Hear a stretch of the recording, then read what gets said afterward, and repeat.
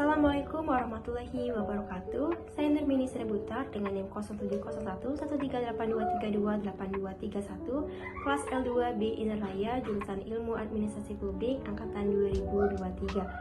Sebelumnya, yang terhormat Ibu Alvina Septiani, SAP MSI, selaku dosen pengampu mata kuliah keuangan publik.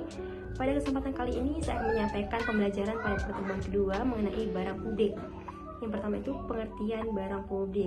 Secara umum, barang publik bisa dipahami sebagai sesuatu yang dapat dinikmati atau dibutuhkan oleh semua orang.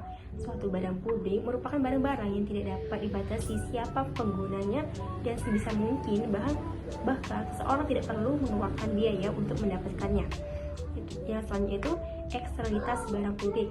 Eksternalitas barang publik merujuk pada dampak yang terjadi pada pihak ketiga akibat penggunaan atau pengelolaan barang publik tanpa adanya kompensasi yang jelas dari pihak yang memberikan dampak tersebut.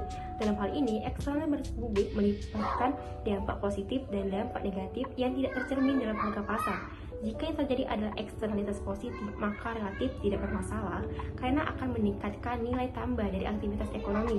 Jika eksternalitas negatif yang terjadi, maka perlu campur tangan pemerintah untuk mengurangi dampak buruk dari eksternalitas negatif. Selanjutnya, sifat barang publik dan implikasi pengelolaannya. Barang publik memiliki dua sifat utama yang non-rivality dan non-exclusivity. Yang pertama, konsepsi non-rivality. Ini lebih mudah dipahami dalam konteks ketika suatu barang sedang dinikmati atau dikonsumsi. Yang kedua, non-exclusivity.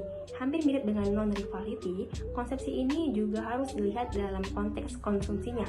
Artinya, tidak ada batasan atau pelanggaran untuk membatasi orang lain dalam mengonsumsi suatu barang dan jasa meskipun mereka tidak membayar sesuatu apapun dalam mengonsumsi barang tersebut. Yang selanjutnya itu ada perbedaan administrasi keuangan publik dengan administrasi keuangan swasta. Yang pertama itu tujuan pengelolaan keuangan. Untuk administrasi keuangan publik itu tujuannya untuk melayani kepentingan masyarakat umum dan memastikan kesejahteraan publik. Dana yang dikelola berasal dari pajak dan sumber pendapatan negara lainnya dengan fokus pada pelayanan publik, infrastruktur, dan kebutuhan masyarakat.